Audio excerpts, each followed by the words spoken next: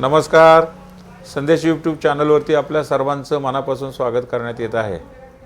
आज संदेशच्या स्टुडिओमध्ये खास भेटण्यासाठी म्हणून सावंत गटाचे युवा नेते सुनील बापू सावंत आलेले आहेत.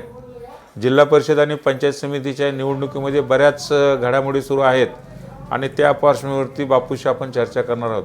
नमस्ते बापू. नमस्कार. नमस्कार. आपलं मी मनापासून स्वागत करतोय. बापू, जिल्हा परिषद पंचायत समितीच्या निवडणुकीमध्ये खूप अशा पद्धतीचं चढ उतार आणि वेगवेगळ्या शहराला कटशे अशा पद्धतीचं वातावरण सुरू झालेलं आहे. या निवडणुकीमध्ये आता आपण म्हणजे नुकतीच नगर परिषदेची लढाई जिंकलेली आहे आणि आता पुन्हा या निवडणुकीमध्ये आपण जिल्हा परिषद पांडे गटातून आपले उमेदवार उभे केलेले आहेत. तर या पांडे गटाच्या निवडणुकीमध्ये आपण कशा रीतीनं आपलं जे काही प्रचाराचं किंवा या निवडणुकीत जे काही माणसं जोडण्याचं काम आहे कसं सुरू आहे, काय कशा पद्धतीने वाटचाल तशी बघितली तर पांडे जिल्हा परिषदमध्ये निवडणूक लागल्यानंतर आदरणीय तालुक्याचे नेते, तालुक्याचे आमदार आदरणीय नारायणआबा पाटील यांनी जी तालुका विकास आघाडी स्थापन केली आणि त्या विकास आघाडीमधनं अधिकृत उमेदवार आमच्या गटाला पांडे जिल्हा परिषदमध्ये मिळाली. एक जनतेच्या विश्वासाला ते राहून की पांडे जिल्हा परिषदची आम्ही निवडणूक लढवत आहोत. आता या पांडे जिल्हा परिषद मतदारसंघामध्ये आपली जी लढत होते ते तिरंगी लढत होत आहे. यामध्ये ज्यांनी जिल्हा परिषद सदस्य म्हणून काम केलं अशा राणीताई वारे एका बाजूला आहेत, दुसऱ्या बाजूला ज्यांनी विधानसभा लढवलेली होती अशा बागल गटाच्या नेत्या आणि भारतीय जनता पार्टीच्या प्रदेश उपाध्यक्ष रश्मीदीदी बागल असे दोन दिग्गज असे उमेदवार आहेत. तर या उमेदवाराच्या समोर आपण कशा पद्धतीनं तुमची रणनीती चालू आहे? आमची रणनीती तर तशी बघितली तर जशी नगरपालिकेला माजी आमदार यांच्या विरोधामध्ये होती तशीच लढत पांडे जिल्हा परिषदमध्ये आहे. आणि रणनीती म्हणजे आमची ह्यांच्या विरुद्ध लढाई अशी की जनताच्या विश्वासावरती आम्ही निवडणुकीमध्ये उतरलेलो आहे आणि जनतेच्या विश्वासाला आम्ही 100% पात्र होईल. आता लढत तशी बघितली तर रश्मी दीदींबरोबर लढायची म्हटलं तर दीदींची लढाई विधानसभेला त्यांनी म्हणजे विधानसभेला उभा होते.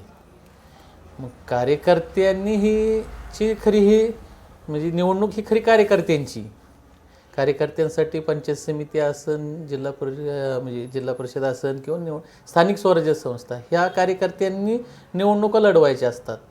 परंतु आज नेत्यांनी जर निवडणूक स्वतःच लढवायची म्हटलं तर कार्यकर्त्यांनी करायचं काय, हाच प्रश्न आज जनतेसमोरती आहे. त्याच्यामुळे ही लढाई आम्ही जनतेमध्ये जाऊन जनतेचा विश्वास संपादन करून ही लढाई 100% आम्ही जिंकू.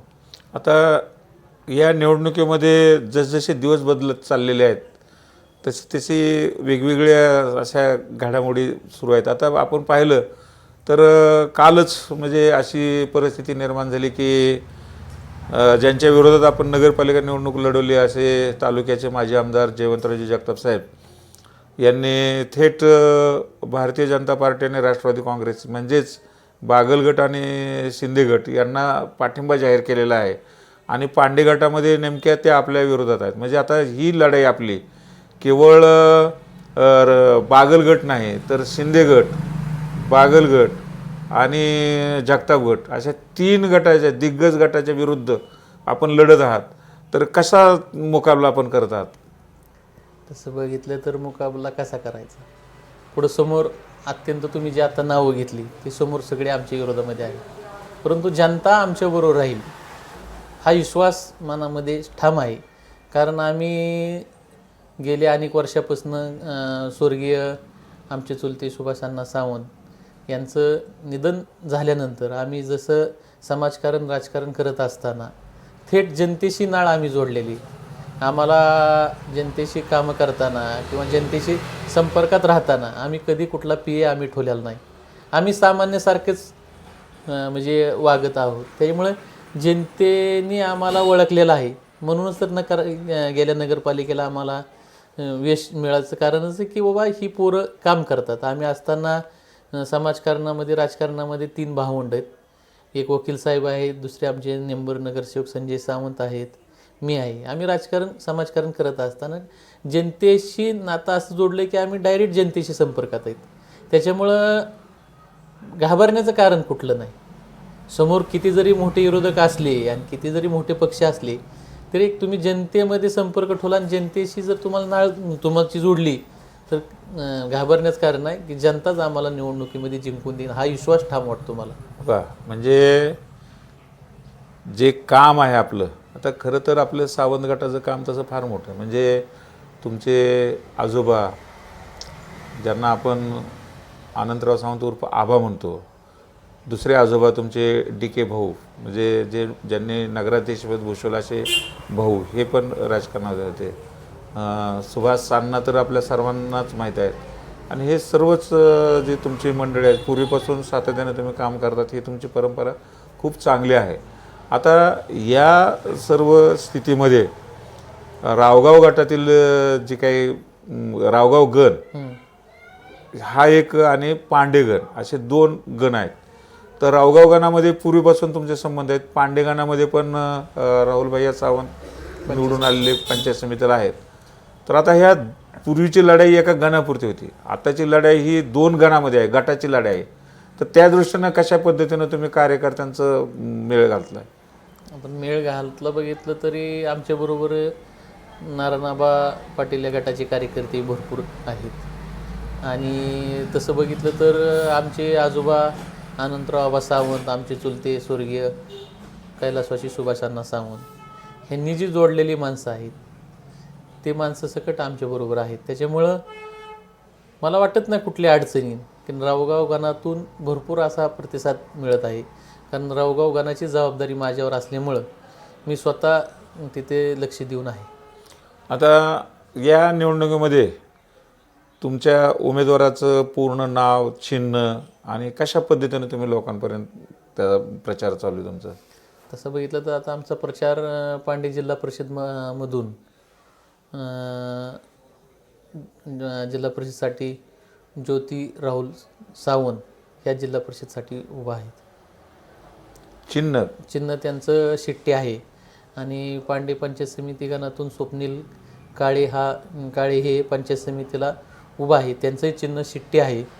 आणि इकडं आमच्या लांडगेताई ह्या रावगाव पंचायत समिती गणामधून आहे, त्यांचंही चिन्ह शिट्टी आहे. त्याच्यामुळं सर्वांना मी विनंती करतो की पुढं समोर असणाऱ्या धनशक्ती विरुद्ध जनशक्ती ही लढाई होणार आहे. आणि सर्व मतदार बंधूंनी विचार करावा की समोर असणाऱ्या आत्ताच ज्यांनी पाठिंबा दिला त्यांनी मागच्या महिना बी झालं नाही, ज्यावेळेस त्यांची जिल्हा परिषद विचार विनिमय बैठक होती, त्या बैठकीमध्ये त्यांनी सांगितलं होतं की माझे काय गोव्याला हॉटेल नाहीत, माझे काय मोठे रेस्टॉरंट नाहीत, त्याच्यामुळं मी चूक केली. आणि ज्यांचे गोव्याला जे हॉटेल म्हटले होते तेच म्हटले होते ज्यांचे कुणाला गोव्याचे हॉटेल आहेत किंवा रेस्टॉरंट आहेत, मोठे मोठे बार आहेत. आज त्यांना जर त्यांची पाठिंबा द्यायची पाळी येत असेल तर तिथंच खरा आमचा विजय आहे असं मला वाटतं. वा, अतिशय मार्मिक शब्दात आपण सांगितलं. आता माझा शेवटचा आणि महत्त्वाचा प्रश्न असा आहे बापू, की या निवडणुकीमध्ये तालुक्याचे अनेक प्रश्न आहेत, विशेषतः पांडे जिल्हा परिषद गटातले अनेक प्रश्न आहेत. म्हणजे या गटातल्या मांगीच्या पाण्याचा प्रश्न असेल, या गटातले रस्त्याचे प्रश्न असेल, या गावागावामध्ये अनेक गावात पिण्याच्या पाण्याचे प्रश्न आहेत, गटारींचे प्रश्न आहेत, घरकुलांचे प्रश्न आहेत, विहिरींचे प्रश्न आहेत, अनेक प्रश्न आहेत. हे प्रश्न कशा रीतीनं आपण सोडवणार किंवा त्या दृष्टीनं तुमचं काय नियोजन असेल? आता बघितलं गेल्या अनेक वर्षापासून पांडे जिल्हा परिषदमध्ये वर्चस्व कोणाचं आहे? बागल गटाचं. मग त्यांनी ह्या जिल्हा परिषद गटाचा कोणत्याही प्रकारचा विकास केला नाही. रस्ते बघितले, आज कुठल्याही गावात जायला व्यवस्थित रस्ता नाही. त्यांनी सांगावं की गावात जायला की रस्ता हा आम्ही ह्या निधीतनं आणून दिला. मी जवळजवळ 20-25 वर्ष झाला असेल जिल्हा परिषद सदस्य त्यांचाच होतो या गटात. मग आज रस्त्याची सोय नसन, मांगी तलावात कायमचं कुकडीचं पाणी नसन, लाईटचे प्रश्न असतील, तुमचे DPचे प्रश्न असतील, घरकुलाचे प्रश्न असतील, की सर्वात कमी घरकुलं म्हटलं तर पांडे जिल्हा परिषदमध्ये झाले. आणि आमच्या बंधूंनी काम करत असताना आज ऑन रेकॉर्ड आहे की त्यांनी घरकुलाची पंचायत समिती म्हणजे मर्यादा थोडी आली काम करण्याची, पण त्यातनंही चांगलं काम पंचायत समितीच्या माध्यमातून राहुल सावंत यांनी अपक्ष असताना चांगलं केलेलं आहे. आज तुमच्याकडे एवढी मोठी सत्ता आहे ही आहे, मग आज तुम्हालाच उभा राहण्याची पाळी काय आली? एखाद्या कार्यकर्त्याला द्यायचं ना. मग आज विश्वास नाही तुम्ही काम केलं नसल्यामुळं, त्याच्यामुळं त्यांना स्वतः उभारण्याची पाळी आलेली आहे. आणि 100% जनता करमाळा तालुक्यातील अत्यंत सुज्ञ आणि हुशार आहे की ह्या जनतेला आता काम करणारा माणूस पाहिजे. की तुमच्या 3 पिढ्या राजकारणाच्यात म्हणून 4थ्या पिढीला तुम्हाला संधी देणार नाही. पुण्यावरती एकदाच काम करण्याची संधी मिळते, पुण्यावरती एकदाच काम करण्याची संधी मिळते. तुमचं कर्तृत्व पाहिजे, तुम्ही माणसामध्ये पाहिजे, तुम्ही काम केलं पाहिजे. तुम्ही खोटे आश्वासन देऊन तुम्हाला एकदा लोक फसतील, परंतु दुसऱ्यांदा दारात सकट तुम्हाला उभा करणार नाहीत. म्हणून पांडे जिल्हा परिषदमधील जनता अत्यंत हुशार आहे. त्यांना सर्वांना माहिती समोर लढत ही धनशक्ती विरुद्ध जनशक्ती होणार आहे आणि तुम्हाला ते दिसन पण. आणि आम्ही कर्तृत्वावरती राजकारणामध्ये उतरलो, समाजकारणामध्ये उतरलो आणि आमच्या कर्तृत्वावरती जनता 100% विश्वास ठेवील. आणि त्यांच्या पुण्यावरती त्यांना एकदा तालुक्यातील जनतेने भरभरून सत्ता सगळ्या दिल द्या. त्यांच्यावरती विश्वास टाकून त्यांच्या जिल्हा परिषदी दिली ती त्यांना एकदा. आता तालुक्यांनी करमाळ्यातल्या आणि पांडे विशेष करून जिल्हा परिषदेतील गटातील सर्व जनतेने एकदा विश्वास टाकून आमच्यावरती ह्या जिल्हा परिषदेची जबाबदारी द्यावी.